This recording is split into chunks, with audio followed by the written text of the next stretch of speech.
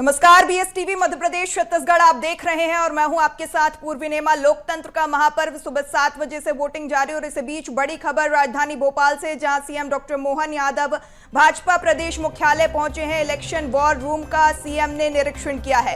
प्रदेशवासियों से सीएम ने मतदान की अपील की है। साथ ही आपको बता दें, सुबह से अभी तक काफी शांतिपूर्ण तरीके से मतदान की प्रक्रिया हो रही है। केंद्र में फिर से मोदी जी की सरकार बनाने की भाजपा पूरी तैयारी में है। एक बार फिर डबल इंजन की सरकार बनकर तैयार होने वाली है, ऐसा सीएम डॉक्टर मोहन यादव का बयान सामने आया है। तो देखिए, लोकसभा चुनाव का दूसरा चरण का मतदान आज मध्य प्रदेश और छत्तीसगढ़ में भी हो रहा है। मध्य प्रदेश की 6 सीटों पर मतदान सुबह 7 बजे से जारी, वहीं छत्तीसगढ़ की भी 3 सीटों पर मतदान सुबह से देखने को मिल रहा है, जहां सीएम डॉक्टर मोहन यादव पहुंचे हैं भाजपा मुख्यालय, जहां उन्होंने बयान भी दिया है और उन्होंने एक बार फिर मोदी सरकार बनाने का आह्वान करते हुए, वोट अपील भी करते हुए मुख्यमंत्री डॉक्टर मोहन यादव नजर आए हैं। सीएम डॉक्टर मोहन यादव भाजपा प्रदेश मुख्यालय पहुंचे हैं, जहां उन्होंने एक बार फिर मोदी सरकार बनाने का आह्वान किया है। साथ ही इलेक्शन वॉर रूम का निरीक्षण करते हुए सीएम डॉक्टर मोहन यादव नजर आए हैं। प्रदेशवासियों से सीएम ने मतदान की अपील की है। और अब देखिए, लोकतंत्र के महापर्व की ये 3 तस्वीरें, जहां पहली है पन्ना से, जहां कलेक्टर सुरेश कुमार ने मतदान कर लोगों से अधिक वोट करने की अपील की है। वहीं दूसरी तस्वीर नरसिंहपुर से है, जहां पे कलेक्टर श्रीमती शीतला पटले ने सुभाष वार्ड के HC मिशन स्कूल में मतदान किया है। और तीसरी तस्वीर सतना की है, जहां कलेक्टर अनुराग वर्मा एवं पुलिस अधीक्षक आशुतोष गुप्ता ने अपने मत का प्रयोग किया है। तो नरसिंहपुर से ये तस्वीरें जहां पे कलेक्टर ने मतदान किया है, सतना की ये तस्वीरें, 3 तस्वीरें आप देख रहे हैं, जहां पे सतना और नरसिंहपुर की ये तस्वीरें सामने हैं। मध्य प्रदेश में लोकसभा चुनाव के दूसरे चरण का मतदान जारी है। ये 4 तस्वीरें आप देख रहे हैं आपकी टीवी स्क्रीन पर, जहां पहली तस्वीर में प्रदेश के ग्रामीण विकास एवं पंचायती राज मंत्री प्रहलाद पटेल अपने विधानसभा क्षेत्र नरसिंहपुर में मतदान करते हुए नजर आ रहे हैं। तो वहीं दूसरी तस्वीर में डिप्टी सीएम राजेंद्र शुक्ला, तीसरी तस्वीर में राज्य मंत्री दिलीप अहिरवार और चौथी तस्वीर में राज्यसभा सांसद माया नरोलिया वोटिंग करती हुई नजर आ रही हैं। लोकतंत्र का ये महापर्व, जहां सभी दिग्गज चुनावी मैदान में तो हैं ही, वोट अपील तो कर रहे हैं, साथ ही खुद मताधिकार का उपयोग करते हुए भी नजर आ रहे हैं। और ये तस्वीरें, सुंदर तस्वीरें लोकतंत्र के महापर्व की आपके सामने टीवी स्क्रीन पर।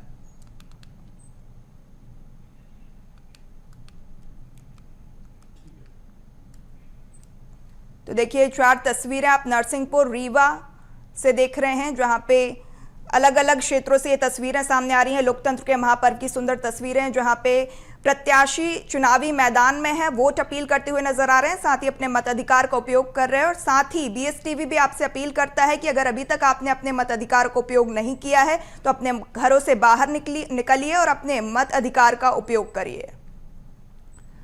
चलिए अधिक चर्चा करते हैं। हमारे साथ editor in chief Praveen Dubey ji भी जुड़े हुए हैं। प्रवीण जी, बहुत स्वागत है आपका। बहुत शुक्रिया पूर्वी। और ये बात सही है, जैसे पूर्वी ने कहा, मैं भी तमाम दर्शकों से एक जिम्मेदार चैनल के नाते कहूंगा, आप अपील देख रहे हैं मध्य प्रदेश के मुख्यमंत्री डॉक्टर मोहन यादव यदि खुद बीजेपी के मुख्यालय में जाके अपील कर रहे हैं तो उसके मायने हैं।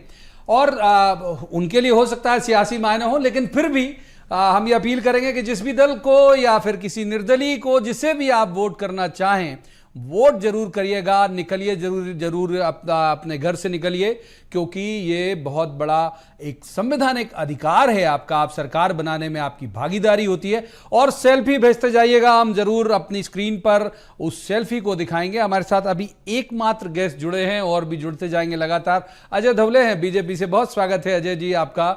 सबसे पहला सवाल जाहिर तौर पर आपसे ही बनता है, पिछला जो पहला चरण हुआ उसमें पिछले साल यानी 2019 में 75% वोटिंग हुई थी और इस बार हुई 67%। तो ये जो आप 370 वोटर पर बूथ बढ़ाने की जो बात कर रहे हो, उसके लिए कोई चिंता की बात तो नहीं है, कम वोटिंग होना? देखते प्रवीण जी, मुझे लगता है कि इसका पॉलिटिकल अगर नैरेटिव निकाला जाए तो पॉलिटिकल बात ये निकलती है कि एक देश में आज एक सशक्त विपक्ष नहीं होने की वजह से विपक्ष के लिए जो वोट था, आप देखेंगे कहीं ना कहीं अप्रासंगिक विपक्ष जो हो रहा है ये उसकी तरफ इंगित करता है। रही बात भारतीय जनता पार्टी की, तो भारतीय जनता पार्टी के बूथ के कार्यकर्ता मध्य प्रदेश में लगभग 65,000 523 भारतीय जनता पार्टी के डिजिटलाइज बूथ के कार्यकर्ता, वहां के हमारे पन्ने के प्रमुख, पन्ने के प्रभारी, अर्धपन्ना प्रमुख, ये सारे संकल्पित है भारतीय जनता पार्टी का वोट निकालने के लिए। निश्चित तौर पे भारतीय जनता पार्टी का भी यह दायित्व बनता है और हमारे प्रधानमंत्री जी आप देखेंगे जिस प्रकार से अपने चुनावी सभाओं से देशवासियों को अपील करते हैं कि ये भारत बनाने का इलेक्शन है, आपको वोट करना पड़ेगा और आपका एक जिम्मेदार चैनल है, आप और हम सब मिलकर भी देश की जनता से, प्रदेश की जनता से बेशक वोट करना पड़ेगा। माना ये एक तरह का, ये तो ठीक है कि सरकारें बाध्यकारी प्रावधान नहीं करती, लेकिन बाध्यकारी होना चाहिए प्रावधान। मैं रखूंगा यदि हमारे सहयोगी विवेक हमारे साथ हैं होशंगाबाद नर्मदापुरम से, वो इलाका बहुत महत्वपूर्ण भी है, जाहिर बात है भोपाल से बिल्कुल करीब है। विवेक, सुबह से अभी तक क्या दिखा आपको, किस तरह का उत्साह है और खास तौर पर दोनों कैंडिडेट के मन में कोई डर, कोई संशय, कोई उम्मीद, कोई अति आत्मविश्वास, क्या क्या देख पाए आप बताइए।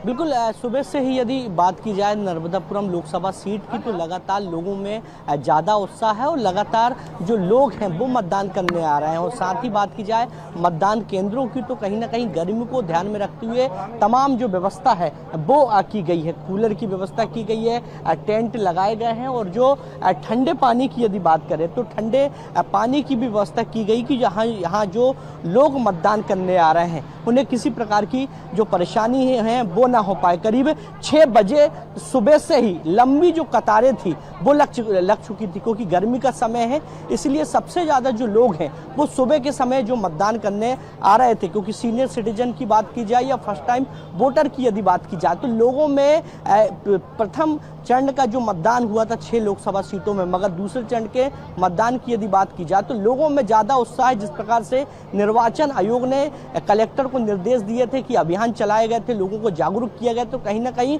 जो लोग हैं जो बढ़ चढ़ के इस बार मतदान करते हुए दिखाई दे रहे हैं। बने रहिएगा हमारे साथ। एक जैसे लगातार सब लोग अपील कर रहे हैं, एक अपील और हम आपको दिखाते हैं। आचार्य धीरेन्द्र शास्त्री हैं ये, आप जाहिर तौर पर आप जानते हैं बड़ी फैन फॉलोइंग है उनकी, वो भी लोगों से, मतदाताओं से अपील कर रहे हैं।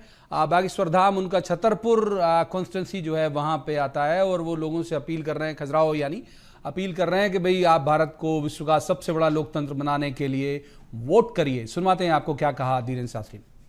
जी, लोकतंत्र का महापर्व है, आप भी वोट डालेंगे जी, क्या कहेंगे? बिल्कुल बेझिझक प्रत्येक भारत में रहने वाले भारतीयों का ये कर्तव्य और कर्म है कि आज इस महापर्व में अपना मतदान अवश्य करें। हमारा भारत अनेक त्योहार मनाता है, उसमें एक वोटिंग करने का एक त्योहार है। उस त्योहार में आप जरूर सम्मिलित हों, सारे काम छोड़ दें, सबसे पहले वोट दें, स्वविवेक के साथ वोट देने जरूर जावें। राष्ट्र हित के लिए, राष्ट्र को मजबूत और लोकतंत्र को मजबूत बनाने के लिए वोट अवश्य दें। बिल्कुल, वोट अवश्य दें। अपील भी की है BHTV के माध्यम से और कहा है कि राष्ट्र के हित में जो है आम आदमी वोट जरूर करे। कैमरामैन तपन के साथ मनोज राठौर, BHTV छतरपुर। तो हमारे बड़े काबिल सहयोगी मनोज राठौर के साथ आप देख रहे थे आचार्य धीरेन्द्र शास्त्री को। दूसरे मेहमान हमारे साथ जुड़ गए हैं, थोड़ी देर से आए, मैं उम्मीद करता हूं कि दुरुस्त आएंगे। हमारे साथ है अमित शर्मा जी, कांग्रेस के विद्वान ऊर्जावान प्रवक्ता। अमित जी बहुत स्वागत। आपके आने के पहले अजय जी से हम बात कर रहे थे और हमने अभी तो चूंकि जाहिर है कि बहुत टू अर्ली होगा वोटिंग के परसेंटेज पे डिस्कस करना, लेकिन जो पहला चरण हुआ उसमें 2019 से हम तुलना कर रहे थे कि भाई 75% के आसपास वोटिंग हुआ था पहले चरण में 19 में, और अभी हुआ 67%। तो हमने पूछा तवले साहब से कि ये कहीं आपके 370 बूथ बढ़ाने वाले मसले पे चोट तो नहीं है। उनका ये तर्क है कि चूंकि विपक्ष अप्रासंगिक है, आपकी प्रासंगिकता बची नहीं है लोगों के बीच, ये उनका तर्क है, इसी वजह से वोटर बाहर नहीं निकल रहा है। यानी यदि वोटिंग परसेंटेज गिर रहा है तो आपके वोटर कम हो रहे हैं। आपकी टिप्पणी? देखिए, जब हम हाल ही में अभी विधानसभा चुनाव का विश्लेषण करें तो 40.2% वोट परसेंटेज कांग्रेस का स्थिर था और भारतीय जनता पार्टी ने विधानसभा में हाल ही में जिस तरीके से उन्होंने कहा कि उनका वोट ऑफ परसेंटेज जहां चाहे वो योजनाओं के माध्यम से हो या झुकाव के माध्यम से, वो करीब 7% वोट परसेंट की बढ़ोतरी हुई। जब भारतीय जनता पार्टी जीत के उत्साह से लब्बो-लबाब होती हुई और प्रधानमंत्री के 56 इंच के सीने की 370 धारा जम्मू कश्मीर में जब हटा दी गई तो प्रत्येक भारतीय जनता पार्टी के कार्यकर्ता ने संकल्प लिया। और इससे पहले भी डिबेट में अजय भाई के साथ मेरी चर्चा हुई। अजय भाई और भारतीय जनता पार्टी के प्रत्येक प्रवक्ता ने कहा कि 370 के साथ प्रत्येक बूथ पर 370 भारतीय जनता पार्टी का कार्यकर्ता पहुंचाएगा। लेकिन चूंकि मध्य प्रदेश की और देश की जनता जागरूक है, 2019 को जब हम देखेंगे कि 2019 में जो 8% वोट बैंक बढ़ा था, जहां पुलवामा था, जहां राम मंदिर की ट्रायल थी और तमाम चीजें थी देश और मध्य प्रदेश में, जो भारतीय जनता पार्टी एक नैरेटिव सेट करने की कोशिश कर रही थी, वही धार्मिक पिचकर आधार पर ये 370 के आधार पर हर बूथ पर 370 की बात कर रहे थे। लेकिन मध्य प्रदेश का और देश का जो मतदाता है वो कहीं ना कहीं जागरूक भी है, वोट जरूर डाला, लेकिन गर्मी है, शादी है, और ये जिनकी कोशिश कर रहे थे वो करीब 8% वोट बैंक कम हुआ। मैं समझता हूं कि जनता ने मुद्दों पर आधार पर वोट दिया है, और द्वितीय चरण के आपके चैनल के माध्यम से मैं कहना चाहता हूं कि लोकतंत्र की खूबसूरती वोट होती है। मैं भी यहां पर अपील करता हूं कि ज्यादा से ज्यादा संख्या में वोट दें और मुद्दों के आधार पर चुनाव हो। ठीक है, मैं अजय जी के पास जाता, लेकिन हमारे सहयोगी विवेक राणा, ये हमारे तमाम सहयोगी बहुत धूप में आप बिल्कुल पल पल की खबरें आप तक पहुंचाने के लिए मुस्तैद हैं, लिहाजा पहले उन्हें बरी करते हैं। विवेक, एक सवाल जरूर आपसे लूंगा। पिछले बार 69% के आसपास, माने 69.35% पोलिंग हुई थी नर्मदापुरम संभाग में। इस बार आप बता रहे हैं कि अच्छा उत्साह सुबह से देखने को मिल रहा है। गर्मी में अमूमन दिखता भी है कि सुबह ज्यादा उत्साह और शाम ज्यादा उत्साह, धूप के कारण दोपहर में कम। आपको उम्मीद है कि पिछले बार वाला आंकड़ा पार हो सकता है या फिर स्लो ही चलता रहेगा पोलिंग?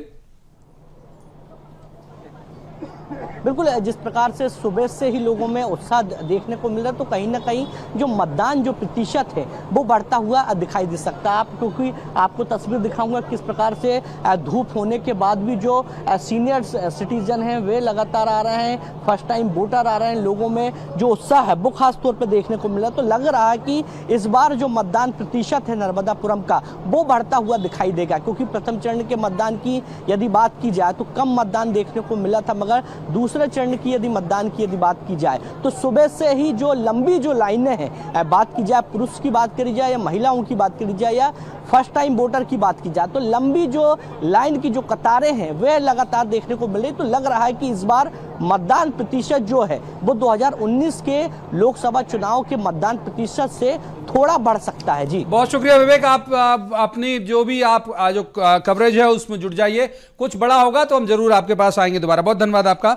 एक बार अजय जी का रुख कर लेते हैं। अजय जी, बहुत बड़े दिग्गज आज जो सेकंड चरण है उसमें दांव पर लगे हुए हैं आपके, और उनमें प्रदेश अध्यक्ष भी शामिल हैं। क्या उम्मीद आपको पूरा जो आज जहां जहां से भी कैसी खबरें आ रही हैं आपको 6 सीटों की?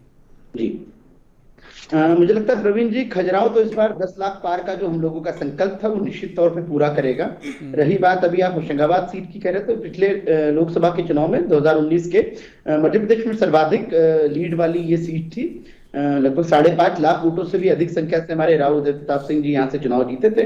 निश्चित तौर पे अमित जी ने जो बातें कही कि मुद्दों पे बात नहीं होनी चाहिए, तो आप देखेंगे ये चुनाव मुद्दों पे आ गया है। ये चुनाव मुद्दों पे उन मुद्दों पे आया है जो कांग्रेस ने अपने मैनिफेस्टो में जिन बातों को उन्होंने लिखा है। आज देखेंगे हमारे प्रधानमंत्री जी जहां पे भी जाते हैं देश की जनता को ये बताते हैं कि कांग्रेस का अपनी देश की जनता के प्रति प्लान क्या है। आप देखेंगे इनके मुद्दे बड़े क्या हैं। आज इनहेरिटेंस टैक्स की बात इनके साम पित्रोदा राहुल जी के पिताजी के भी सलाहकार थे, राहुल जी के भी सलाहकार हैं, इनके मैनिफेस्टो कमेटी के, इनके ओवरसीज कांग्रेस के अध्यक्ष भी हैं। इनहेरिटेंस टैक्स की बात हो रही है देश में। मुस्लिम अपीजमेंट के लिए कह रहे हैं कि फर्स्ट राइट माइनॉरिटीज में भी स्पेशली मुस्लिम्स का फर्स्ट राइट है, तो ये हमने नहीं कहा। इनका आप मैनिफेस्टो उठा के देख लेंगे, लगभग 76 पेज का है। तो उस मैनिफेस्टो में बहुत सी ऐसी बातें हैं जिनके ऊपर डिबेट हो सकता है।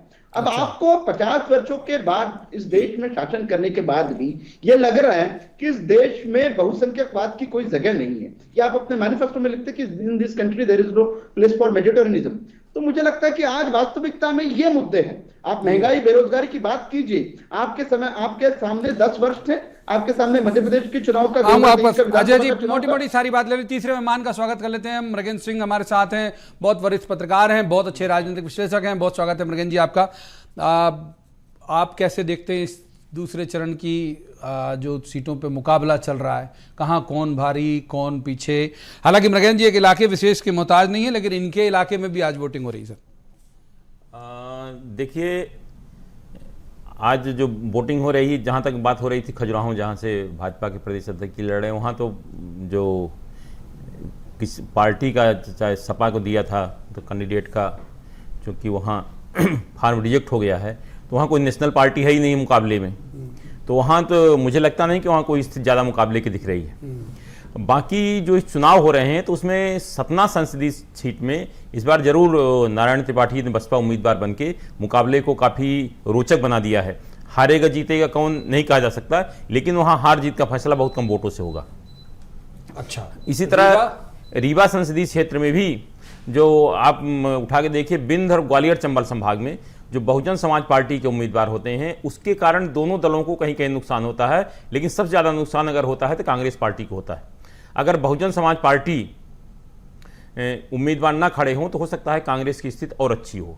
तो रीवा में भी मुकाबला कांटे का है, क्योंकि वर्तमान सांसद को टिकट दिया गया है तो उनका स्थानीय विरोध भी था, लेकिन जिस तरह से भारतीय जनता पार्टी के नेताओं ने, कार्यकर्ताओं ने एकजुट होकर वहाँ प्रचार किया है, मुझे लगता है मुकाबला वहाँ काफ़ी रोचक हो गया है। बहुजन समाज पार्टी के उम्मीदवार ही बहुजन समाज पार्टी ने युवा उम्मीदवार को टिकट दिया, इसलिए वहाँ भी मुकाबला काफ़ी रोचक होने की संभावना है। बात हो रही थी आपकी होशंगाबाद संसदीय क्षेत्र में बहुत अच्छा मतदान हो रहा, पिछले बार भी सबसे अधिक मतों से राव उदय प्रताप सिंह जी जीते थे, तो मुझे लगता है कि इस बार वो रिकॉर्ड बन पाएगा यह कह पाना मुश्किल है। और जहाँ तक वोटों के प्रतिशत की बात है, पिछले बार जैसा होगा या नहीं होगा ना कह सकते। जो सबसे बड़ी बात है प्रवीण जी देखने में कि जो वोट प्रतिशत कम हो रहा है उसका सबसे बड़ा कारण है शादी ब्याह, क्योंकि इस बार आप देखिए गर्मियों में जो शुभ मुहूर्त होता है बहुत कम बचे हैं। जहाँ तक मेरी जानकारी में शायद 27 या 28 को अंतिम मुहूर्त है, उसके बाद फिर जुलाई में जाएगा। तो लोग जो अपने बच्चियों की शादी में लगे हैं, तो इसलिए मतदान प्रतिशत कम हो रहा। अगली बार से देखिएगा जो अगला चरण होगा 7 मई को, उसमें देखिए मतदान प्रतिशत काफ़ी तेजी से बढ़ेगा। पूर्वी के पास कुछ ब्रेकिंग है, पूरी बताइए। बिल्कुल, यहाँ पे देखिए राज्यसभा सांसद माया नारोलिया ने परिवार के साथ मतदान किया है। देखिए सुबह से ही लोकतंत्र के महापर्व को लेकर खासा उत्साह जो है मतदाताओं में देखने को मिल रहा है और प्रत्याशी भी चुनावी मैदान में है, प्रत्याशी भी वोट करते हुए नजर आ रहे हैं। और इसी कड़ी में राज्यसभा सांसद माया नारोलिया ने परिवार के साथ मतदान किया है। राज्यसभा सांसद माया नारोलिया ने कहा कि प्रधानमंत्री नरेंद्र मोदी का जादू चलेगा, मध्य प्रदेश की 29 सीटों पर कमल खिलेगा। साथ ही उन्होंने क्या कुछ कहा है, आइए आपको सुनवाते हैं। नर्मदापुरम लोकसभा सीट पर मतदान है और आप तस्वीर देख सकते हैं कि राज्यसभा सांसद माया जी अपने परिवार के साथ यहाँ पहुँची हैं और उनके साथ जो दूल्हे हैं राजा, वो भी यहाँ पहुँचे हैं। आप तस्वीर देख सकते हैं कि माया जी के परिवार ने, सभी ने मतदान किया है। सबसे पहले उनसे बात करते हैं। बात की जाए नर्मदापुरम लोकसभा की, तो क्या मुद्दे इस बार चुनाव में देखने को मिले? मुद्दा कुछ नहीं है, मोदी जी ने सारे मुद्दे खत्म कर दिए, चहुमुखी विकास किया है, सबको साथ लेकर काम किया है और ऐसी योजनाएं बनाई हैं जो किसी भी दल का हो, किसी भी जाति का हो, किसी धर्म का हो, किसी के साथ कोई भेदभाव नहीं किया। ये भारतीय जनता पार्टी की एकमात्र सरकार है जो किसी दल के साथ, किसी जाति के साथ भेदभाव नहीं करती। अगर प्रधानमंत्री आवास योजना का लाभ मिला है तो मुस्लिम बहन को भी मिला है, हिंदू बहन को भी मिला है, ईसाई बहन को भी मिला है, अल्पसंख्यक बहन को भी मिला है। किसी के साथ कोई मतभेद नहीं करने वाली भारतीय जनता पार्टी की सरकार है। और प्रधानमंत्री नरेंद्र मोदी जी के 2 कार्यकाल, 2014 के पहले का भारत, 2014 के पहले का भारत और 2014 के बाद का भारत, आप इसमें अंतर देखिए। मोदी जी ने जो काम किए हैं वो अद्भुत काम किए हैं और मोदी जी ने साफ बोला है कि अभी तो ये ट्रेलर है, फिल्म अभी बाकी है। मोदी का जादू एक बार फिर चलेगा मध्य प्रदेश में? बिल्कुल चलेगा, चल ही रहा है जादू मोदी का, चारों तरफ पूरे देश में चल रहा है। मोदी का डंका बज रहा है पूरे देश में और जादू चल रहा है। और एमपी में तो 29 लोकसभा सीट हम जीत रहे हैं। महंगाई और बेरोजगारी कोई मुद्दा रहा है? कोई मुद्दा नहीं, ना महंगाई कोई मुद्दा, ना बेरोजगारी कोई मुद्दा। तस्वीर देख सकते हैं कि माया जी के साथ परिवार के।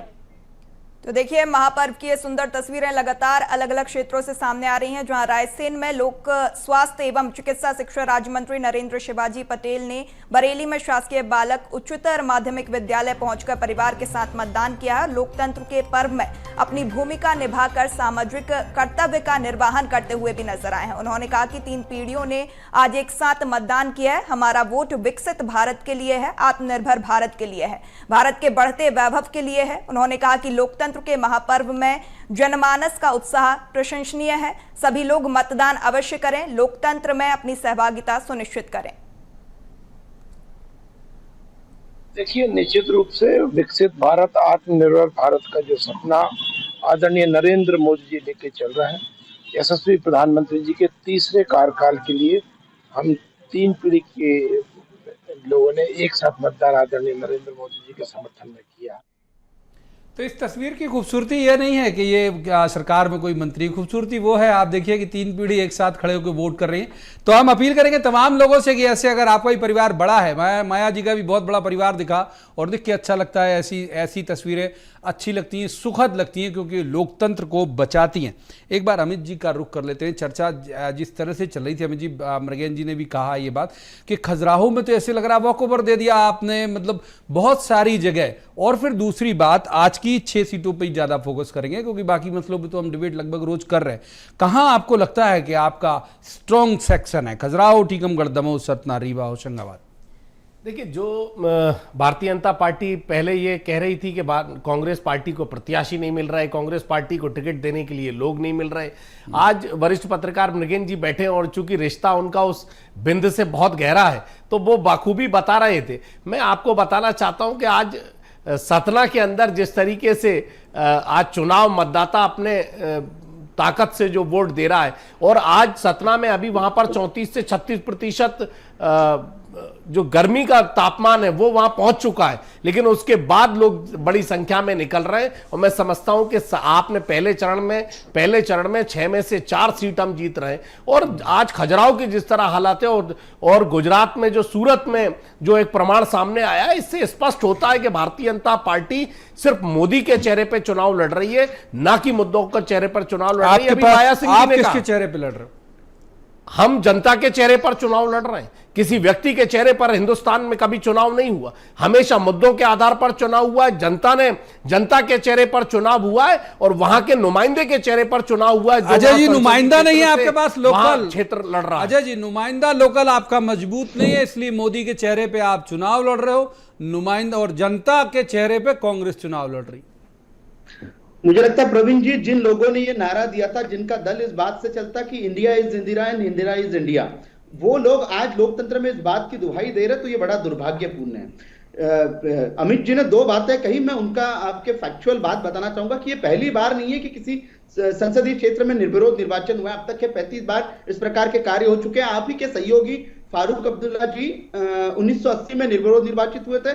2012 में आप ही के इंडिया अलायंस के बहुत महत्वपूर्ण गठबंधन के साथी अखिलेश यादव जी के पत्नी डिंपल जी भी निर्विरोध निर्वाचित हो चुकी थी, तब लोकतंत्र की हत्या न हुई होती। मुझे लगता है इस प्रकार से बातें देश जानता है। आप बार बार यही मुद्दे अगर उठाएंगे तो देश की जनता के समक्ष आप जब जाएंगे तब आपको मुंह दिखाने में भी परेशानी होगी। आज वास्तविकता यह है कि आप कह रहे थे कि आज आपके मैनिफेस्टो की हम बात कर रहे हैं। हम मैनिफेस्टो आपका देश की जनता के समक्ष रख रहे हैं। आप अपने मैनिफेस्टो पर डिबेट कर लेंगे, हम अपने मैनिफेस्टो पर डिबेट कर लेंगे। वास्तविकता यह है कि कांग्रेस हताशा निराशा से ग्रसित होकर जो बार बार वो उसकी स्ट्रैटेजी होती है कि एक बार तुष्टिकरण की राजनीति के माध्यम से जो गट्ठा वोट हमेशा से कांग्रेस को मिलता रहा, उसको फिर से एक्टिवेट किया जाए। निश्चित तौर पर आप एक्टिवेट कीजिए, लोकतंत्र में सबको अपना अपना वोट मांगने का अधिकार है, लेकिन इस देश में विकास की राजनीति, इस देश में सांस्कृतिक विरासतों के गौरव की राजनीति अगर 2014 के बाद में शुरू हुई है तो हम उस पर वोट मांगेंगे और हमें अधिकार है उस चीज पे वोट मांगने का। आप अपनी तुष्टिकरण की राजनीति पे मांगेंगे, हम हमारी बहुसंख्यकवाद की। ठीक है, मृगेन जी के पास जाना है, लेकिन उससे पहले दर्शकों से एक बार फिर हम अपील करेंगे कि वोट करिए और हमें सेल्फी भी भेजिए। आपकी स्क्रीन पर एक बार कोड दिख रहा होगा। अक्सर पहले चरण में जब हमने देखा कि भाई लोग लिंक मांगते हैं हमसे, भाई मेरा फोटो जो मैंने वोट किया था आपकी स्क्रीन पे चला, तो बड़ा मुश्किल हो जाता है एक व्यक्ति को देना। तो ये बार कोड आपकी स्क्रीन पर है, आप उसे स्कैन करेंगे, आप अपना फोटो उस पर देख सकते हैं, आपका फोटो उसमें दिख जाएगा। मृगेन जी को इन कर लेते हैं एक बार फिर से। मृगेन जी, जो बात हमने दोनों से पूछी, बीजेपी कांग्रेस दोनों से, आपको बसपा का आपने बहुत अच्छा जिक्र किया कि भाई वो इंडिया गठबंधन में भी शामिल नहीं है, बीजेपी के भी साथ नहीं है, और जिस जगह में है उसका बॉर्डर वाला हिस्सा यूपी का, वहां पे उसका ठीक ठीक होल्ड है। वो कुछ खेल बिगाड़ने की स्थिति में होगी, किसी को कम या किसी को ज्यादा कर पाएगी? निश्चित रूप से मैंने शुरू में भी कहा था, बहुजन समाज पार्टी उत्तर प्रदेश की सीमा से लगे, चाहे आप ग्वालियर संभाग की बात करें, चंबल संभाग की बात करें या विंध्य प्रदेश की बात करें, रीवा संभाग की, वहाँ उसका काफ़ी प्रभाव है। वहाँ ये नहीं देखा जाता कि उम्मीदवार कौन है, वहाँ हाथी चुनाव चिन्ह देखा जाता है। विशेषकर एक तो जिस समाज का कैंडिडेट होगा उसको वोट, प्लस वहाँ अनुसूचित जात के जो लोग हैं उनका अभी भी बसपा के प्रति ज़्यादा झुकाव है। अगर बहुजन समाज पार्टी का उम्मीदवार है तो उनकी पहली पसंद है, उसके बाद उनका नंबर कांग्रेस और भाजपा की तरफ जाता है। इसी कारण आप देखिए बहुजन समाज पार्टी से सबसे ज़्यादा नुकसान किसी को हो रहा है, कांग्रेस पार्टी को हो रहा है। शुरू से उठाकर देखा जाए तो अनुसूचित जाति जनजाति के लोग हमेशा से कांग्रेस के साथ रहे हैं, लेकिन बहुजन समाज पार्टी के आने के बाद अनुसूचित जनजाति के भाई तो नहीं गए, लेकिन अनुसूचित जाति के लोग अधिकतर विशेषकर उत्तर प्रदेश की सीमा से लगे जिलों में उनके साथ चले गए हैं, जिसका सबसे ज़्यादा नुकसान कांग्रेस पार्टी को हो रहा है। अगर कांग्रेस और बहुजन समाज पार्टी को जो वोट मिलते हैं, अगर दोनों को जोड़कर देखा जाए तो कई सीटें आप ऐसे देखेंगे कि भारतीय जनता पार्टी उम्मीदवार से उनको अधिक वोट मिल रहे। एक बार फिर से अमित जी का रुख करेंगे। अमित जी, महत्वपूर्ण बात उन्होंने कही, तो मैं ये नहीं कह रहा हूं कि वो जाके गठबंधन करके चले जाते हैं, लेकिन कम से कम मतलब वो पाव तो हैं कि जिसके साथ मिल जाते हैं वो सवा शेर हो जाता है। आपको छोड़ के चले गए, बीजेपी को फायदा हो जाता है, एससी वोटर अगर छोड़ के चला जाता है तो। नहीं, बिल्कुल ऐसा। देखिए, हर चुनाव की तासीर एक अलग होती है प्रवीण जी, और विधानसभा के चुनाव में एक अलग थी, अभी लोकसभा के चुनाव में अलग थी। मैं समझता हूं कि लोकसभा के चुनाव में हर जाति और धर्म से ऊपर उठकर मुद्दों के आधार पर वोट होता है। चाहे ये ठीक कहा कि अभी तो ये टेलर है, जो भारतीय जनता पार्टी के लोग कह रहे हैं, मोदी जी ने कहा अभी तो ये टेलर है, अभी तो जो 400 पार की बात है वो अभी पेट्रोल जो है अभी 100 के पार हुआ है, वो 400 के पार होना है, अभी टेलर है। अभी महंगाई जो 60 रुपए दाल थी जिस पर ये थालियां और हथेली पीट पीट कर चिल्लाते थे, आज वो 260 के पार है, ये अभी टेलर है। अभी डीजल कम है, अभी और पार होगा, ये टेलर है। ये महंगाई जो है आर पार होने वाली है, ये टेलर है। ये मतदाता जब मतदान करने जाता है तो निसंदेह, मैंने कहा ना कि वो अपने क्षेत्रीय नुमाइंदे को देखता है, ना कि वो मोदी जी को देखेगा। वहां के उसके क्षेत्र के विकास हुआ कि नहीं, वहां की सड़क का काम हुआ कि नहीं, ये बार बार इस चुनाव को ले जा रहे हैं कि आप तो सिर्फ किसी को मत देखिए क्योंकि यहां हमने टिकट बदल दी, वहां लोकल कैंडिडेट मत देखिए, आप तो सिर्फ मोदी जी को देखिए। मोदी जी जो आर पार करना चाहते हैं उस बात को देखिए। तो यह बात जनता महसूस कर रही है। और वो 56 इंच का प्रधानमंत्री प्रवीण जी, जो आज शहजादे, मंगलसूत्र और 10 साल की सत्ता चलाने के बाद वो व्यक्ति एक हल्के शब्दों का प्रयोग कर रहा है, इसका मतलब जो प्रथम चरण का चुनाव था उससे चिंता की लकीरें उनके माथे पर थीं। इसलिए मध्य प्रदेश में अभी हाल ही में परसों 5वां दौरा था और आगे भी 2-4 बार प्रधानमंत्री आएंगे। तो मैं समझता हूं कि ये प्रधानमंत्री समझ चुके हैं कि चाहे वो अमित शाह की रिपोर्ट हो, चाहे वो नड्डा जी की हो, चाहे इनके संगठन की हो। आज भोपाल के अंदर भी पूरा शो जो प्रधानमंत्री जी का था वो फेल होता दिखाई दिया। पूरी मीडिया ने चर्चा करी, वहां के लोगों ने चर्चा करी। इससे निसंदेह लोग, मतदाता शांत है प्रवीण जी। मुझे लगता है कि मुद्दे के आधार पर वोट करेगा। उसके लिए बेरोजगारी, शिक्षा, स्वास्थ्य और अपने क्षेत्र का निर्माण महत्वपूर्ण होगा, ना कि मंगल। इन कर लेते हैं अजय जी को, इन कर लेते हैं अजय जी ये कह रहे हैं कि ठीक है, इनकी ताबड़तोड़ रैलियां आपको नहीं दिख रही होंगी, इनके ताबड़तोड़ नेताओं की रोड शो नहीं दिख रहे होंगे, लेकिन बाय डिफॉल्ट कांग्रेस आगे जा रही है। ऐसी उम्मीद है कि बिना अतिरिक्त प्रयास के ही शायद एमपी में आपको नुकसान पहुंचा दे कांग्रेस। मुझे लगता है प्रवीण जी, लोकतंत्र में परिश्रम सी दूसरा कोई परिश्रम का कोई पर्याय नहीं, कहीं भी नहीं है परिश्रम का कोई पर्याय किसी भी क्षेत्र में। चलिए बात पूरी करिए। तो मुझे लगता है कि कांग्रेस अपने नेताओं को देख ले, कांग्रेस भारतीय जनता पार्टी के नेताओं को देख ले, भारतीय जनता पार्टी के बूथ के संकल्पित कार्यकर्ताओं को देख ले और फिर आकलन कर लीजिए। 2023 का विधानसभा का चुनाव हाल ही में हुआ है। आप लोग 130 करते रहे, हम लोगों ने साइलेंटली हमारे बूथ पे काम किया। 65,523 बूथों पे जो हमारे डिजिटलाइज वर्कर थे उनका आपने काम देखा है। आज 163 सीट है, 49% वोट शेयर, ये सब आपके सामने है। 2019 का चुनाव हो, 2014 का चुनाव हो या अन्य प्रदेशों में जो विधानसभा के चुनाव हुए हैं, इन सब बातों में भारतीय जनता पार्टी ने गरीब कल्याण की, जन कल्याणकारी नीतियों की वजह से वोट पाए हैं। आज आप आंकड़ों की बात करते हैं, मुद्दों की बात करते हैं। 4 करोड़ प्रधानमंत्री आवास योजना के घर, 11 करोड़ से अधिक शौचालय, 14 करोड़ घरों में शुद्ध पेयजल, 10 करोड़ से अधिक उज्ज्वला के सिलेंडर, 50 करोड़ से अधिक जनधन के खाते, उसमें भी विशेषकर 28 करोड़ से अधिक महिलाओं के खाते, 450 से के आसपास नई यूनिवर्सिटीज जो खुली हैं, देश में एम्स का जाल, देश में 20 से अधिक शहरों में मेट्रो का जाल, 1000 किलोमीटर के आसपास मेट्रो का नेटवर्क। अच्छा जी, एक चरण का हो चुका मतलब अब ये अपन उपलब्धियां गिनाने का दौर लगभग खत्म है। अब तो आधे लोग निकल गए। एक बार मैं माफी जाऊंगा आपके पास, हमारे सहयोगी, मैं आऊंगा जी, मैं आप बोलिए मत, ऐसा नहीं कह रहा हूं, बिल्कुल गिनाइए आप हमारे सहयोगी मनोज राठौर हमारे साथ जुड़ गए हैं। वो लगातार उन्होंने, आपने पहले चरण में भी देखी, विधानसभा में देखी, बहुत भारी मेहनत करके बहुत अच्छी कवरेज करते हैं। मनोज, क्या है आपके पास अभी तक का ताजा अपडेट? जी बिल्कुल प्रवीण जी, मैं इस समय टीकमगढ़ लोकसभा के छतरपुर में आने वाले गढ़ा क्षेत्र में हूँ, जहाँ पे बागेश्वर धाम जो है पीठ मौजूद है। हालांकि यहाँ के जो पीठाधीश है धीरेन्द्र कृष्ण शास्त्री से बीएसटी पर बातचीत भी उन्होंने की थी और राष्ट्र को लेकर उन्होंने वोट डालने की अपील भी बीएसटी पर की थी। लेकिन इस समय मैं उसी पोलिंग बूथ पर मौजूद हूँ जहाँ पर धीरेन्द्र कृष्ण शास्त्री ने वोट डाला था। और आप देखेंगे क्योंकि सन्नाटा पसरा हुआ है, क्योंकि जैसे जैसे गर्मी तेज होती जा रही है वैसे वैसे पोलिंग बूथ से जो है आम जनता नजर थे। हालांकि कुछ लोग वोट डाल के आए और हम छतरपुर के मुद्दों पर ही चर्चा कर लेते, क्योंकि छतरपुर की जनता है। किन मुद्दों को लेके आप वोट डाल रहे हैं और क्या लग रहा है, क्या छूट गया नेताओं से? लगभग बुंदेलखंड बहुत पिछड़ा हुआ है और खजुराहो संसदीय क्षेत्र है, तो विकास के मुद्दे पर, राष्ट्र हित के मुद्दे पर यहाँ पे लोग वोटिंग कर रहे हैं। आप बताइए क्या मुद्दे इस बार आप वोट डालने आए? जी डाला वोट? हाँ। क्या लग रहा है इस बार विकास हो पाया आपके क्षेत्र में? होगा। अच्छा, बीजेपी ने अच्छा काम किया। अच्छा, ठीक है मनोज, कुछ होगा तो आएंगे। बहुत शुक्रिया आपका, बहुत बहुत तो धन्यवाद। एक बार स्टूडियो की तरफ लौटते हैं, फिर से मृगन जी हमारे साथ मौजूद हैं। मृगन जी, बुंदेलखंड का जिक्र मनोज ने भी किया कि भाई बड़ा, और उसके ऊपर पिछड़े का टैग अभी तक सही में नहीं हट पाया। कई तरह की योजनाएं, घोषणाएं, पानी, सूखा बुंदेलखंड, पानी के लिए तरसता बुंदेलखंड, कई सारी तस्वीरें ऐसी अभी भी आती। ये सब मुद्दे आपको लगता है कि अपील करते हैं या फिर राष्ट्रवाद की एक धारा में बहा चला जा रहा है देश? देखिए, मुझे लगता है आज की स्थिति जो है तो केवल राष्ट्रवाद की धारा में देश बह रहा है। बाकी विकास भी एक बड़ा मुद्दा है, महंगाई भी बड़ा मुद्दा है, बेरोजगारी। लेकिन महंगाई या बेरोजगारी के मुद्दे पर कोई चर्चा करने के लिए तैयार नहीं है। रही विकास की बात, तो विकास पर जरूर बात हो रही है, विकास हुआ भी है। आप चर्चा कर रहे हैं बुंदेलखंड को अभी भी कहा जाता है पिछड़ा क्षेत्र है, वहाँ पानी की बहुत समस्या है, बहुत सारी।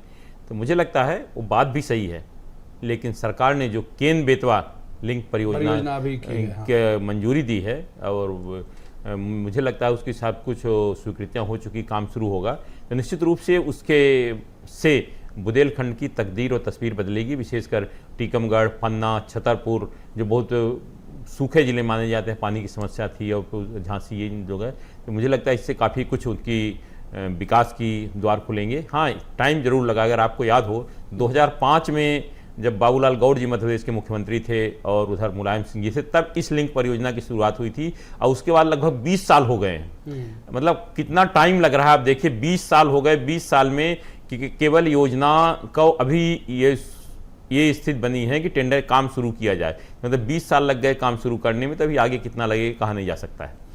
एक बार इस वजह से अमित जी को मृगन जी की बात का एक सिरा लेके जाना पड़ेगा। अमित जी, मूल बात यह है कि ठीक है, मतलब गुडी गुडी तो नहीं है सभी जगह, हम भी मान रहे हैं, रामराज नहीं है, हम भी मान रहे हैं, लेकिन क्या होता है कि वोटर को कन्विंस कराना एंड टाइम में, खास तौर पर अब से कुछ घंटे पहले तक, कि भाई हमारी योजनाएं कैसी है या किसे करना है या क्यों वोट देना है, उनमें अगर आपके पास जनता ही नहीं होगी वहां तक, ये जो भगदड़ मची, आपके यहाँ से कई जगह ऐसी खबरें आई कि मुश्किल हो गई, बड़े नेता नहीं बचे, तो आपको लगता है नुकसान पहुंचा जाएगा आपको?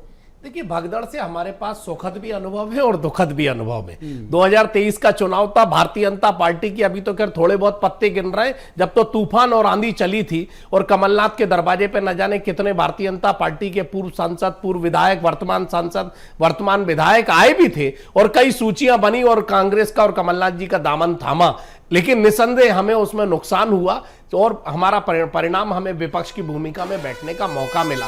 आज जिस तरीके से आप वोटिंग परसेंटेज आ चुके हैं, मध्य प्रदेश में 6 सीटों पर मतदान जारी है, जहां छत्तीसगढ़ की 3 सीटों पर भी वोटिंग जारी है। सुबह से ही लोकतंत्र के महापर्व को लेकर खासा उत्साह नजर आ रहा है और मध्य प्रदेश में 11 बजे तक के जो रुझान सामने आए हैं उसमें आपको बता दें 28.15% की वोटिंग हुई है और खजुराहो में 28.14% अभी तक मतदान हुआ है। 11 बजे तक के आंकड़े रुझान आपको बता रहे हैं। वहीं टीकमगढ़ की अगर बात करें तो 26.96% वोटिंग जो है टीकमगढ़ में हुई है। दमोह की बात करें तो 26.84% वोटिंग दमोह में हुई है। रीवा की बात करें तो 24.46% मतदान, सतना में 30.32% मतदान हुआ है। वहीं होशंगाबाद की अगर बात करें तो सबसे ज्यादा वोटिंग अभी तक होशंगाबाद में हुई है। नर्मदापुरम 32.40% वोटिंग होशंगाबाद में हुई है।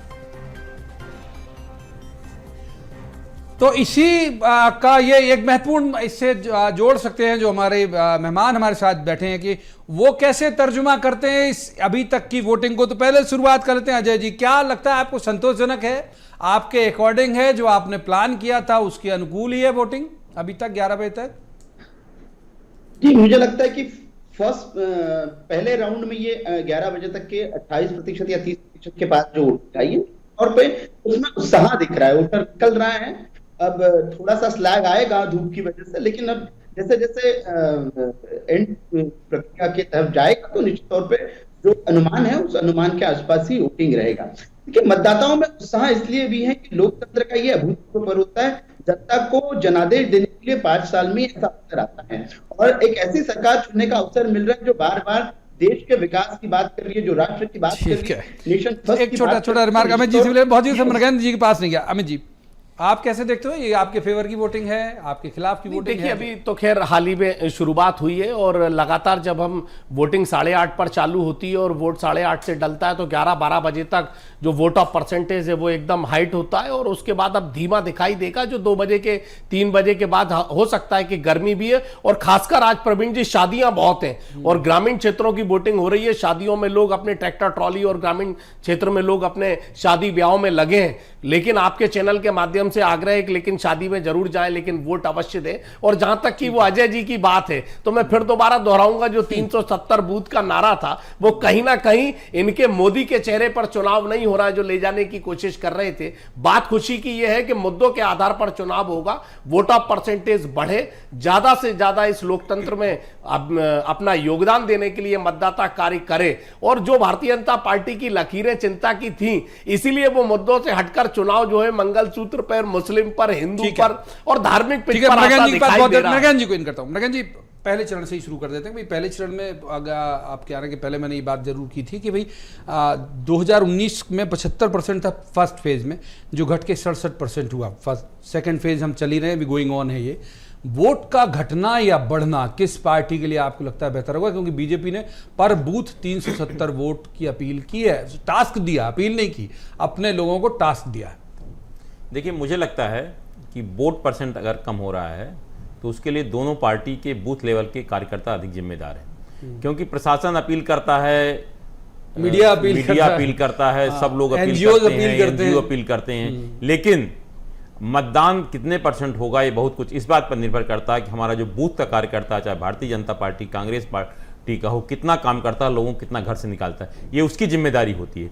वोट परसेंट कम होना मुझे लगता है ये इस बात का संकेत है कि दोनों पार्टी के जो बूथ लेवल कार्यकर्ता है उनको चुनाव को लेकर उत्साह नहीं, चाहे बात कितनी बड़ी बड़ी कही जा सके। अगर वो कार्यकर्ता सक्रिय होता तो निश्चित रूप से ये जो स्थिति है नहीं बनती और वोट प्रतिशत बढ़ता। पिछले बार निश्चित रूप से वोट प्रतिशत बहुत कम था, विशेषकर आप सीधी जिले की बात करें 52 पॉइंट समथिंग वोट होती थी, 54 पॉइंट समथिंग हुई थी। ये निश्चित रूप से लोकतंत्र के लिए चिंतनीय है और हम सबके लिए भी चिंतनीय है। और जैसा अमित जी ने कहा कि ये जो वोट का सबसे बड़ा कारण शादी ब्याह है। अभी 11 बजे मतदान हुआ, बहुत लोगों गाँव में आप देखते हैं लोग ट्रैक्टर ट्राली से जाते हैं, गाड़ियों से जाते हैं और लौट के जाते हैं। अभी 11 बजे तक विदाई हुई होगी, लौट के आएंगे तो हो सकता है वोट परसेंट बढ़े, लोग घर पहुंचेंगे 2-3 बजे के बाद शायद मतदान करने जाए। लेकिन जो परसेंट दिख रहा है उससे मुझे लगता नहीं कि पिछली बार को पार कर पाएगा। एक बार अजय जी इलाकेवार जिक्र कर लेते हैं, हालांकि मैं मतलब सतना का जिक्र कर रहा हूं, ये इसे मेरा शब्द नहीं है। वहां पे एक चलन में था कि भाई हम गणेश विसर्जन कर देंगे और वो एक तरह का कोड वर्ड या संकेत या तंज जो भी आप कहते हैं, इतना गुस्सा आपके सांसद के लिए था उस समय वहां पे। आपको लगता है कि मैनेज हो गया है अब जो जिन लोगों की नाराजगी थी, जो सोशल मीडिया पे वायरल कर रहे थे, वो सब अब सेटल डाउन हो गया होगा वोटिंग तक?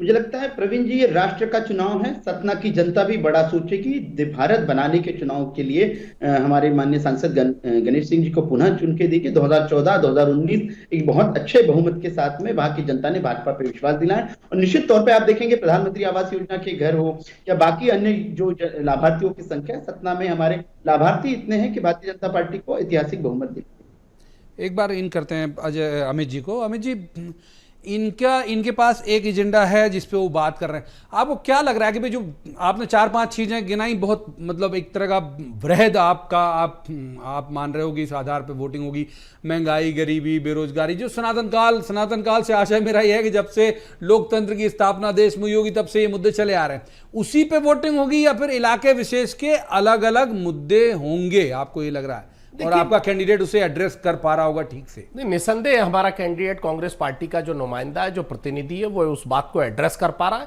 और हमने ये कोशिश करी कि ये ना हिंदू मुस्लिम मंगलसूत्र इनसे बाहर निकलकर जो बेरोजगार उस परिवार में नौजवान बैठा है, जो बिटिया बैठी है, वो अपने अधिकार की बात करे। हमने ये कोशिश करी है कि जिस गरीबों की घर की बात करती है वो भारतीय जनता पार्टी के लोगों को उनके छतों के घर मिल गए, लेकिन आम जनता जो आज भी 42.6% से जो गरीबी रेखा के नीचे जीवन यापन कर रही है, वो अपना अधिकार आज भी सरकारी दफ्तरों पर बाहर खड़े होकर मांग रही है। हम कहीं ना कहीं महंगाई की बात करें तो किचन में काम करती हुई महिला हो या आज शिक्षा पर जो लोन लेकर पढ़ाई कर रही हो हमारी बहन बेटी हो, वो हर व्यक्ति अपनी महंगाई के दर से काम कर रहा है। और 10 साल की सरकार है प्रवीण जी, और 2013 में जो मोदी जी का एक कहीं ना कहीं जुमला था जो कहीं सार्थक हो गया और मोदी जी चुन लिए गए, और 2019 में जो एक बिछाद बिछाई गई, वो कहीं ना कहीं 10 सालों में जनता की आंखें खुली।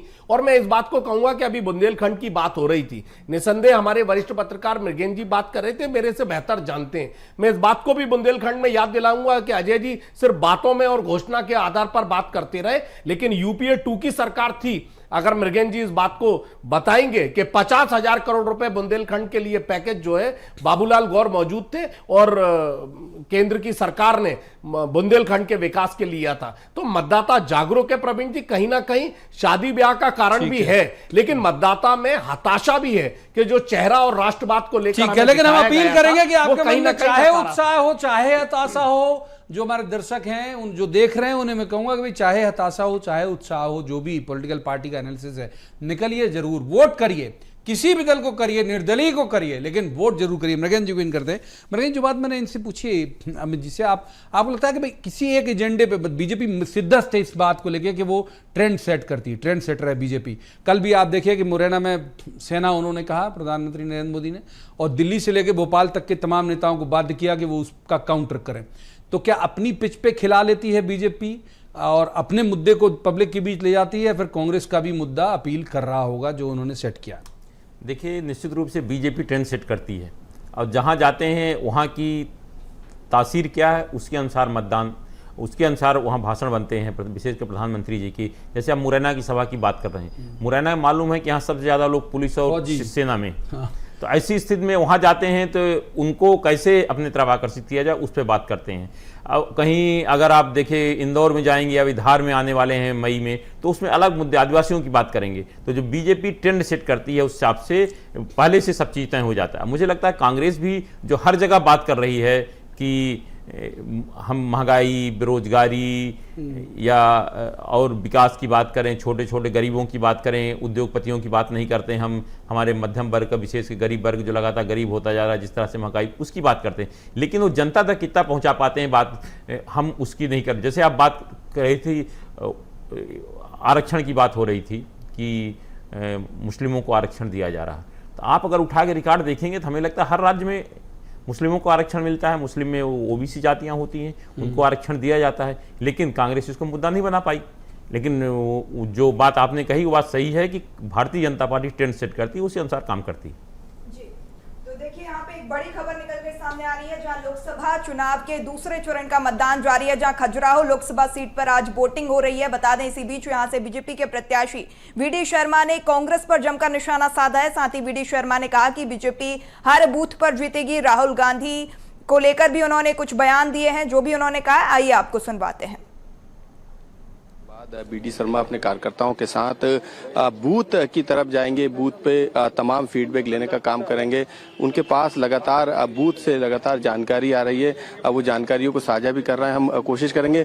सर, आपने दर्शन किए, क्या मांगा है भगवान से आशीर्वाद मांगा है, भगवान शक्ति दे, आशीर्वाद दे, और भगवान का ही आशीर्वाद है कि इतनी शक्ति भगवान ने दी है और इसलिए आगे बढ़ रहे हैं। सर, क्या समीकरण देखते हैं, क्योंकि एक तरफा मुकाबला नजर आ रहा है? हर बूथ पर भारतीय जनता पार्टी इस बार जनता के आशीर्वाद से हर बूथ पर कमल खिलेगा, और ऐसा कमल खिलेगा कि ये कमल ताकत के साथ स्वर्ण कमल बन करके दिल्ली पहुंचेगा। सर, राहुल गांधी भी टिप्पणी कर रहे हैं, प्रियंका गांधी ने पागल हो गए राहुल गांधी, दिवालिया घोषित हो गए हैं।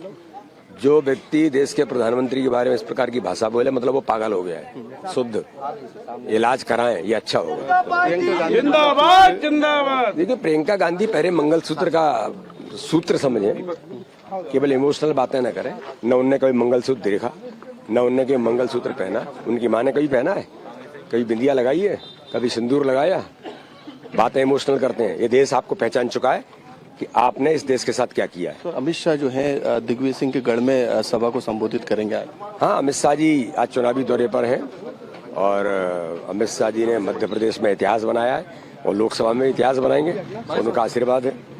सर, लगातार ज्वाइनिंग जो है देखी जा रही है, कल भी आपने बड़ी ज्वाइनिंग। तो ये भारतीय जनता पार्टी में जनता आज आशीर्वाद दे रही है, इसलिए जनता और अन्य दलों के लोग भी भारतीय जनता पार्टी को ज्वाइनिंग कर रहे हैं। बिल्कुल, आप देख सकते हैं कि यहाँ पे लगातार जो है ज्वाइनिंग का सिलसिला यहाँ पे जारी है। जिन्हें ज्वाइनिंग कराई है उन्हीं से बात कर लेते हैं। आप कौन सी पार्टी से क्या पदाधिकारी हैं? जी, मैं अभी सामाजिक संगठन में था, किसी राजनीतिक पार्टी से नहीं था।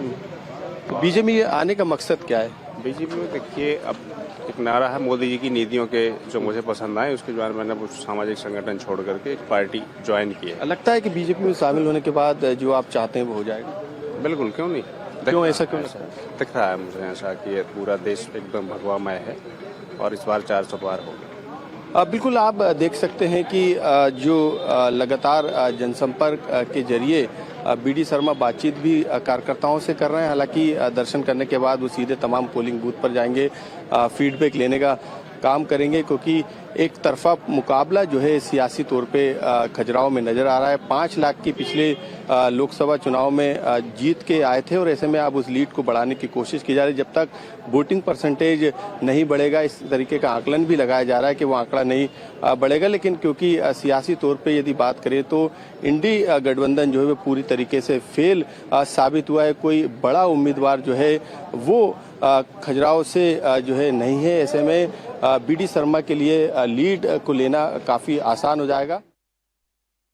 अमित जी को इनका लेते हैं। अमित जी, जो आपने सुना बीडी शर्मा जी की बात को, तो पिछली बार जब जिन पहले चरण के चुनाव में आपके पार्टी अध्यक्ष जीतू पटवारी ने कहा था कि हम 4 सीटें जीत रहे हैं 6 में से, इस बार एक तो आपने माइनस कर ही दी होगी। खजुराहो पहले माइनस की थी कि वो आपके गठबंधन को दे दी थी, अब वो कोई भी नहीं है, मतलब ये तो मान के चल रहे हो ना आपकी ये सीट तो पूरी तरह गई।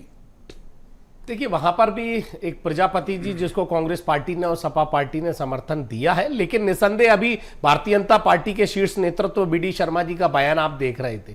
एक तरफ जहां चुनाव पूरी मीडिया कह रही है और निसंदेह कि वहां पर लोकतंत्र की हत्या करी गई, वहां भारतीय जनता पार्टी का नेता और वहां खजुराहो का प्रतिनिधि इतनी हल्की बात कर रहा है।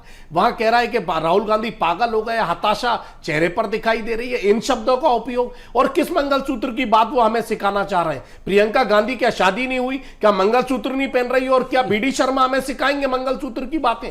कि मैं कहना चाहता हूं, जिस प्रधानमंत्री की पत्नी के मंगलसूत्र की रक्षा नहीं कर पाए देश का प्रधानमंत्री, वो बीडी शर्मा हमें सिखाएंगे मंगलसूत्र की? और ये मंगलसूत्र सोनिया गांधी का हो या कांग्रेस के एक एक स्वतंत्रता संग्राम सेनानियों का हो, इस देश की धरती के लिए खून से सींचने का काम, मंगलसूत्र को नौछावर करने का काम किया है, वो शायद बीडी शर्मा जी नहीं समझ पाएंगे। इसीलिए मैं समझता हूं कि भारतीय जनता पार्टी की हताशा है, जो कहीं ना कहीं परिणाम सामने आ रहे हैं। और भारतीय जनता पार्टी के मध्य प्रदेश के नेतृत्व की तो इसीलिए वो भले ही जीत रहे हो, लेकिन उन्हें पता है कि उनके नेतृत्व में जो बूथ का कार्यकर्ता है वो घर बैठा है। सिर्फ मोदी के चेहरे पर चुनाव नहीं हो रहा, मुद्दे के चेहरे पर चुनाव। अजय जी का रिएक्शन 29 पर मैं आखिरी बात समाप्त करूंगा। 29 सीटों को जीतने वाली मध्य प्रदेश की भारतीय जनता पार्टी बीडी शर्मा के नेतृत्व में वो सीटें कम दिखाई दे रही हैं और उनको अपनी कुर्सी हटती दिखाई दे रही है, जवाब इसीलिए वो चिंता और बौखलाहट है। जी, अजय जी जवाब। इन्हीं हमारे माननीय प्रदेश अध्यक्ष जी के नेतृत्व में ये 2023 के विधानसभा के चुनाव हुए हैं। 100 से अधिक ऐसी सीटें हैं जहां 51% से अधिक भारतीय जनता पार्टी को वोट मिले हैं। मुझे लगता है अमित जी, उत्साह अच्छा होता है लेकिन अति उत्साह लोकतंत्र में घातक होता है। आप ये आपके राहुल जी जो अति उत्साह में बोल के जाते हैं, देखिए तू तड़ाक की भाषा राहुल जी ने शुरू की है। मुझे लगता है देश की जनता, प्रदेश की जनता तू तड़ाक की भाषा का उत्तर। अरे बीडी शर्मा जी बोल रहे हैं तू तड़ाक की भाषा, प्रधानमंत्री बोल रहे हैं। सुन लेते अमित जी, सुन लेते, आपके बोलने में मौन थे, सुन लेते, बोलिए, बात पूरी करें, फिर मगन जी के पास जाऊंगा, बात पूरी करें। प्रधानमंत्री जी के बारे में जिस प्रकार से राहुल गांधी जी की भाषा थी, आपको लगता नहीं कि वो थोड़ा सा फिजिकल टाइप की भाषा का प्रयोग कर रहे थे कि नहीं? वो मोदी जी को किस प्रकार से भाषा थी, हम लोग तो सार्वजनिक डिबेट में बोल भी नहीं सकते किसी वरिष्ठ के लिए। ठीक है, मंगलसूत्र की बात कहां से आई? आपने इकोनॉमिकल और फाइनेंशियल सर्वे की बात की।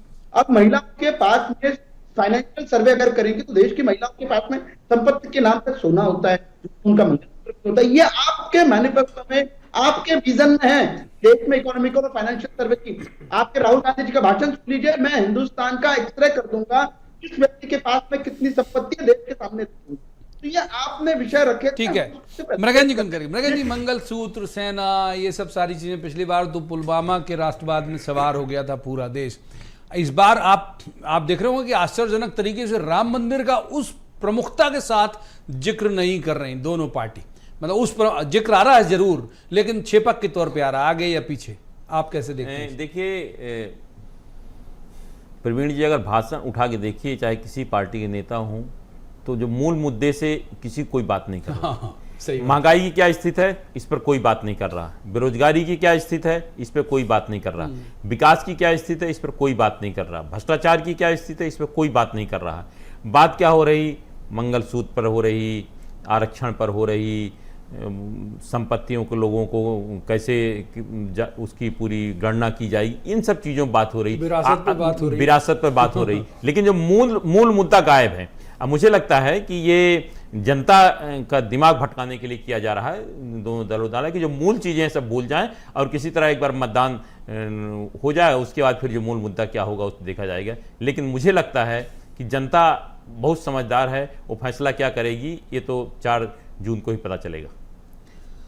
एक बार पूछ लेते हैं अमित जी से कि इस पूरे मसले को लेके अलग अलग आपको लग रहा है कि ये सब एजेंडे जो हैं वो काम कर जाएंगे? आपके कैंडिडेट अगर हम देखें तो भाई किसको आप बिल्कुल लाल गोले में मार देते हो कि साहब ये तो शर्तियां जीत रहे हैं आज वाले चुनाव में से? देखिए, लाल गोले में चूंकि पार्टी पूरी सीटों पर चुनाव लड़ रही है और हमारे लिए हर व्यक्ति लाल गोला है। अच्छा। हम निसंदेह जीतू पटवारी के नेतृत्व में आज भी जब वोटिंग हो रही है, प्रवीण जी, मैं कंट्रोल रूम से ही अपने कांग्रेस पार्टी के आ रहा हूं, कार्यकर्ताओं को फोन किया जा रहा है कि ज्यादा से ज्यादा लोगों को निकालें, लोग आगे मतदान करने के लिए आग्रह करें, बूथ पर आप अपनी जिम्मेदारियों का निर्वहन करें। कहीं ना कहीं हर कांग्रेस पार्टी, जीतू पटवारी और तमाम नेता मध्य प्रदेश के शीर्ष नेतृत्व के नेतृत्व में और उनके कहने पर हमारा बूथ का कार्यकर्ता बड़ी ऊर्जा और उत्साह से लगा है। मुद्दे के आधार पर चुनाव, हम बार बार ये कहेंगे, प्रवीण जी जरूर ये बात कहेंगे, प्रधानमंत्री को जब चुनाव आता है तो उन्हें उनकी गालियां याद आती हैं, बाकी उन्हें म्यूल चूक से याद नहीं आता। चर्चा की बहुत बहुत शुक्रिया तीनों मेहमानों के चर्चा में शामिल होने के लिए।